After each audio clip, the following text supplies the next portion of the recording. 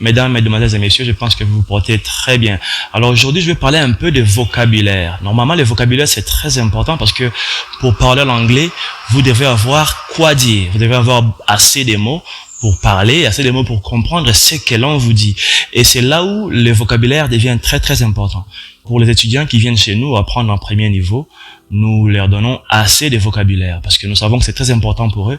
Alors nous avons des techniques et des façons que nous faisons de sorte que dans 3 mois, nos étudiants puissent avoir un bagage assez pour comprendre et parler l'anglais déjà en cours de route. Et voici ici notre document de vocabulaire que nous appelons Basic English Alphabetical Word List pour le niveau 1, pour les débutants. Alors ici, il y a plus de 1500 mots à apprendre et nous le faisons par ordre alphabétique. Vous voyez les lettres de A, B, C, D, E jusqu'à Z. Et pour chaque étudiant qui étudie chez nous en premier niveau, au moment où ils finissent le premier niveau, ils savent déjà tous les mots qui sont ici. Et nous avons des techniques comme on a dit. Alors si vous voulez apprendre l'anglais dans très peu de temps, dans moins de 3 mois, venez chez nous, appelez-nous au numéro qui est là ou bien écrivez-nous sur WhatsApp, nous allons bien vous accueillir. Ici, j'ai compilé quelques mots provenant de cette liste ici.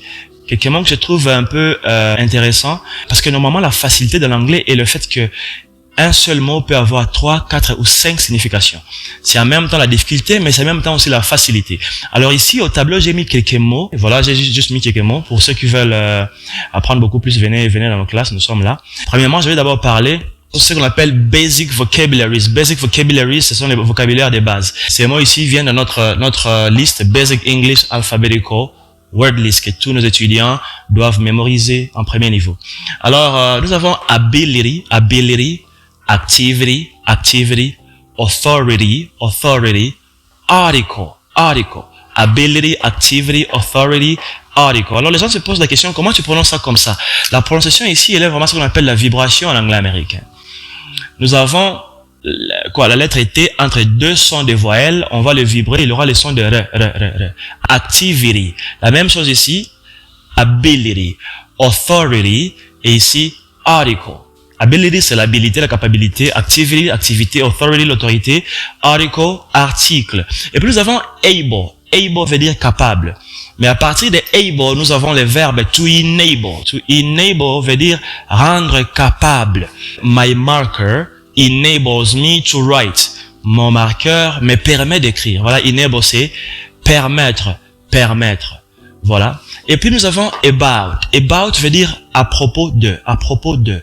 I speak about you. Je parle à propos de vous. Mais en même temps, about veut dire aussi sur le point de. Comme on dit, je suis sur le point de manger. I am about to eat. Je suis sur le point de partir. I am about to go. Je suis sur le point d'apprendre l'anglais. I am about to learn English. I am about to learn English. Et puis nous avons ici account. Account veut dire compte. Comme on dit Facebook account, compte Facebook. WhatsApp account, bank account, compte bancaire. Mais en même temps, account, c'est un verbe. Le verbe est to account, qui veut dire rendre compte. Par exemple, si je suis, vous m'envoyez acheter des trucs, quand je reviens, I come to account for the money. L'un des problèmes que nous avons dans nos États ici en Afrique, c'est que nos gouvernements, our governments, don't account for the money of the population. Ils utilisent comme ils veulent. Voilà. Et puis nous avons act. Act, c'est le verbe agir. I act like you. J'agis comme toi. I act like my father. J'agis comme mon père. Mais en anglais américain, la majorité des mots qui se terminent par ct, on se limite sur les sons de T. Ici, un Américain va dire I act. La même chose comme le nom, par exemple, contact. I contact you. Un Américain peut dire I contact you. Connect. Un Britannique va dire connect, mais un Américain va dire connect. I connect to the internet. Je connecte à l'internet. Voilà. Alors ici, vous pouvez dire I act like you. J'agis comme toi. Tout comme vous pouvez dire I act like you. Nous avons ici age. Age veut dire l'âge. Mais age, c'est aussi le verbe vieillir.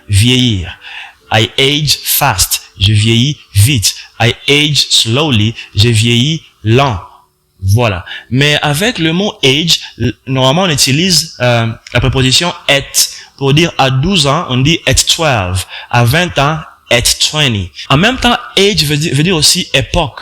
Le mot que je dis pour époque. On peut dire c'est vraiment une époque différente. This is a different age. Et puis nous avons animal. Animal veut dire animal. Tout le monde le sait. Mais je l'ai amené ici parce que je vais porter à votre attention que chaque combinaison des voyelles avec L se prononce all. Alors ici on dira animal. Même si c'est IL, on va prononcer ça all.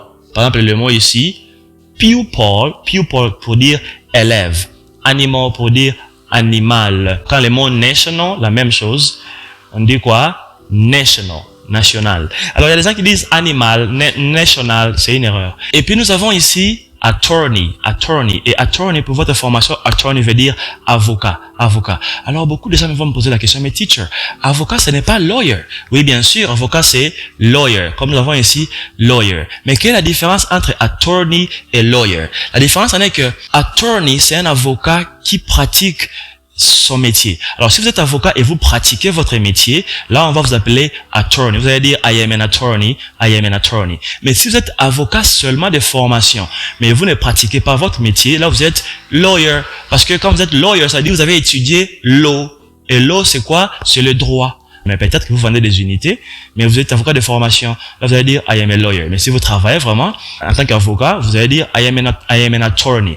En même temps, il y a beaucoup de gens qui ont des difficultés, en français surtout, pour dire maître. Par exemple, je suis maître, si je m'appelle Mamboueni, pour dire maître Mamboueni, maître Foulani, maître Jean Bosco. Beaucoup de gens qui parlent français tentent de traduire en anglais directement le mot maître. Le mot maître en anglais, c'est master. Mais attention, le master ici veut dire maître, comme maître de karaté, maître d'école primaire, voilà des trucs pareils. Mais c'est aussi le verbe maîtriser. I want a master English, je vais maîtriser l'anglais. Mais c'est aussi le master, les gens qui étudient le master. Mais ça veut dire maître. Alors il y a beaucoup de gens qui disent I am master Mamboueni, pour dire je suis maître Mamboueni. Non, ce n'est pas comme ça. Pour dire maître en tant que titre devant les noms en anglais, on utilise le mot counsel. Si vous êtes Mamboueni, vous êtes avocat, maître Mamboueni, vous allez dire I am counsel Mamboueni. Votre nom est Jean Bosco, I am counsel Jean Bosco. After attorney, nous avons baby. Baby, tout le monde sait que ça veut dire bébé. Mais baby, c'est aussi un verbe. C'est le verbe appeler une personne bébé. Alors, si une personne que vous ne connaissez pas vient vous appelle baby, vous pouvez lui poser la question, why do you baby me? Pourquoi ça m'appelle bébé?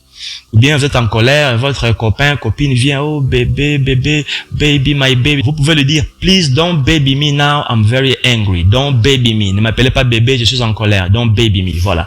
After baby, nous avons bad. Bad veut dire mauvais. Bad boy, mauvais garçon, oui. I am bad, je suis mauvais. C'est l'opposé de good qui est bon. Mais en même temps, bad veut dire aussi meilleur. I am bad veut dire je suis le meilleur.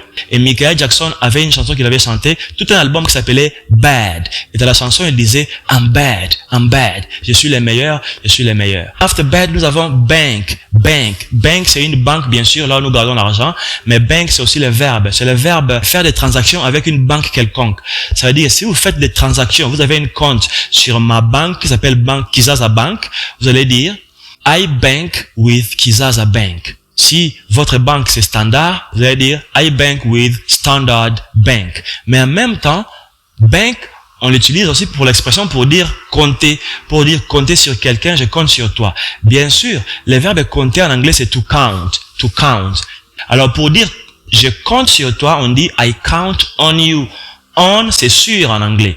I count on you, je compte sur toi. Mais dans ce même contexte-là, vous pouvez aussi utiliser le mot bank à la place de count.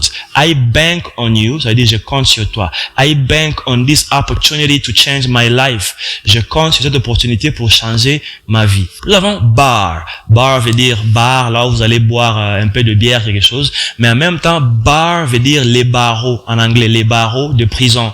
Même les barreaux des avocats aussi. Alors pour dire je suis derrière les barreaux, derrière en anglais c'est behind. On va dire I am behind bars. C'est ça? I am behind bars. Je suis derrière les barreaux. Si c'est ton père qui est en prison, tu peux dire my father is behind bars. Beyond. Beyond veut dire au-delà de. Par exemple, vous pouvez dire à une personne, ne partez pas au-delà de la frontière. Don't go beyond the border. Don't go beyond the border. Blue. Blue veut dire bleu, la couleur bleue. My favorite color is blue. Ma couleur préférée est bleu. Mais en même temps, blue veut dire triste, pour dire sad, triste. Je suis triste, je veux dire I am sad, ou bien anglais avancé, I am blue. Ce n'est pas que je suis bleu, mais je suis triste. Alors, une personne qui pleure, vous pouvez venir et dire, but why are you blue today? Pourquoi êtes-vous triste aujourd'hui? Ce n'est pas parce que je suis bleu. Dans le même contexte, la musique blues. Pour ceux qui connaissent la musique blues, vous savez que c'est une musique qui est trop triste. Mais blue aussi, c'est le mot qu'on utilise pour les films des adultes. C'est ce que vous appelez là-bas les films pornographiques. On les appelle blue movies. Blue movies. Les films pour adultes. S'il vous plaît, ne regardez pas ça. OK. After that, we have business. Business veut dire affaires, les affaires. Mais le nom là, business, affaires, ne se limite pas seulement sur les affaires que tu fais. Pour dire affaires en général. C'est-à-dire, ma famille, c'est mon affaire. Vous allez dire, my family is my business. Occupe-toi de tes affaires, mind your business. Capital, ou bien en anglais américain, capital, c'est capitale. Si c'est une capitale de la ville, on va dire capital city. Mais en même temps, capital veut dire capital aussi d'argent. I need capital for my business. J'ai besoin de capital pour mes affaires. Certain. La prononciation américaine, certain. Vous pouvez aussi dire certain, c'est pas un problème. Certain veut dire certain, ou bien certaines. Comme on dit, certaines personnes sont fous. Certain people are crazy. Mais en même temps, certain veut dire certain pour dire je suis sûr et certain. I am certain you are my friend. Je suis certain que tu es mon ami. I am certain it is going to rain. Je suis certain qu'il va pleuvoir. Nous avons chance. Chance, bien sûr, c'est la chance. Mais le vrai mot pour chance, c'est luck. Quand on dit I am lucky, pour dire chanceux ou bien chancard, on ajoute Y là-bas. Pour dire I am lucky. Mais la chance, c'est seulement luck. Mais, vous pouvez aussi dire chance. Mais vraiment, chance veut dire hasard, le hasard. Alors, pour dire par hasard, en anglais, par, c'est quoi? C'est by. Alors, quand on dit by chance, ça veut dire par hasard. Je te rencontre par hasard. I meet you by chance. Et puis, nous avons charge. C'est le verbe charger. I charge my phone. Je charge mon téléphone. Ce n'est pas charger les bagages. Pour charger des bagages en anglais, normalement, on utilise le verbe to load. Le verbe to load que vous voyez ici, c'est ce qu'on utilise si vous voulez charger des bagages. Mais pour charger des téléphones et autres trucs, on utilise le verbe to charge. For example, avec load, I load my baggage in the car. I load my baggage in the car. Je charge mes bagages dans la voiture. After charge, nous avons ici color, le mot color qui est là. Color, normalement, c'est la couleur, donc il n'y a pas beaucoup à dire là-dedans. Mais c'est aussi le verbe colorer. Le verbe colorer. I color a picture. Mais le verbe peindre, pour mettre les couleurs dans les maisons, sur des murs, ce n'est pas to color, c'est le verbe to paint. Tu peux dire, I paint my room blue. J'ai peint ma chambre bleue. J'ai peint. C'est le verbe peindre, to paint. Alors, color, c'est la couleur. Et puis, after color, nous avons collar. Col de l'habit que nous voyons ici. This is the collar of my polo. L'habit que vous voyez ici, ce n'est pas un t-shirt. Ça, c'est un polo. This is a polo. After collar, we have commercial. Commercial veut dire commercial. Mais commercial veut dire aussi publicité qu'il y a à la télévision et aux radios. Vous pouvez dire par exemple, I am watching TV commercials.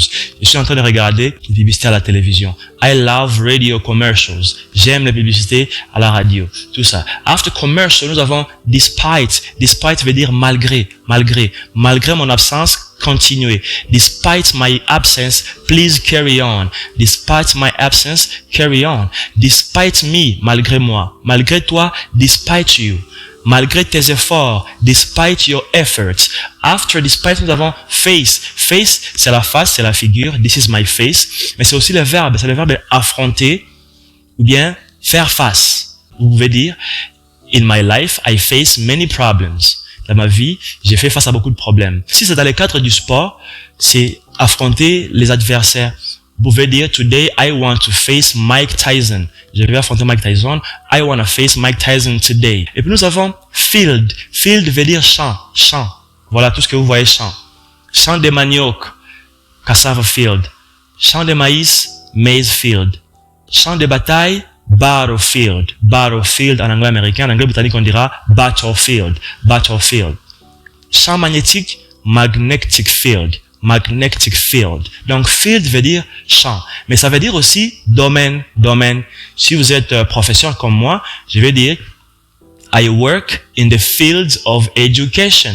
je travaille dans le domaine de l'éducation. Vous pouvez aussi dire education is my field. L'éducation, c'est mon domaine.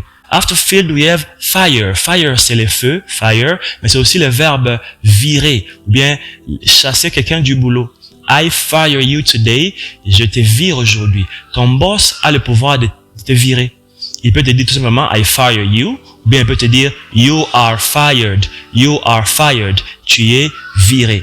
Et puis nous avons first. First veut dire premier.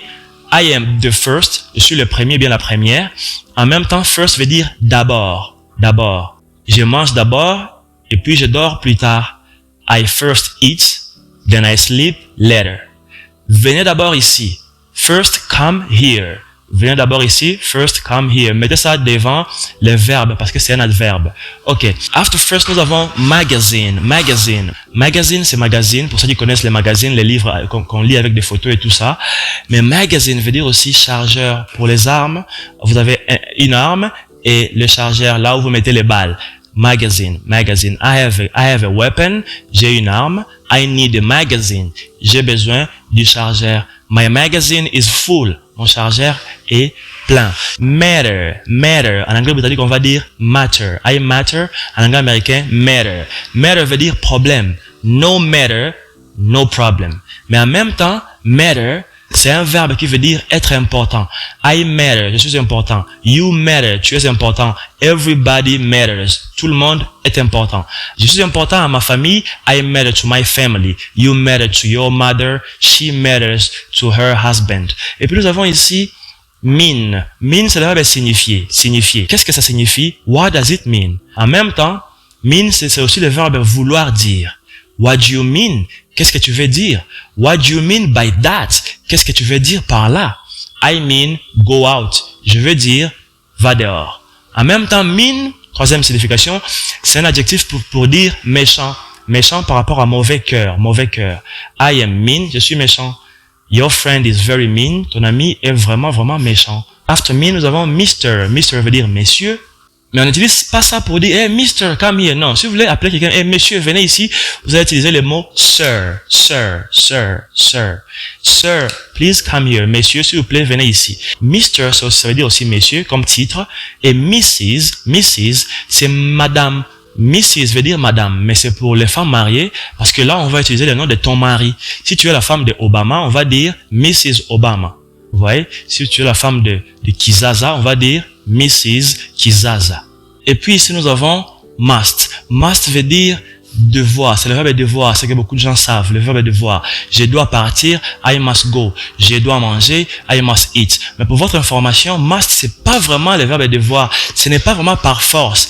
On utilise plutôt must pour montrer que quelque chose est utile, pour montrer la nécessité de quelque chose. Alors quand je vous dis par exemple, you must go to the hospital, ça veut dire que c'est nécessaire que vous puissiez partir à l'hôpital. You must eat now, c'est nécessaire que vous puissiez manger maintenant. Si vous voulez vraiment parler de l'obligation par force, l'expression qu'on utilise en anglais c'est have to, have to. Dans ce sens ici, il n'y a pas de choix, c'est par force. Et have to, il est là. I have to go, je dois partir. You have to stay, tu dois rester. You have to get a visa to enter this country.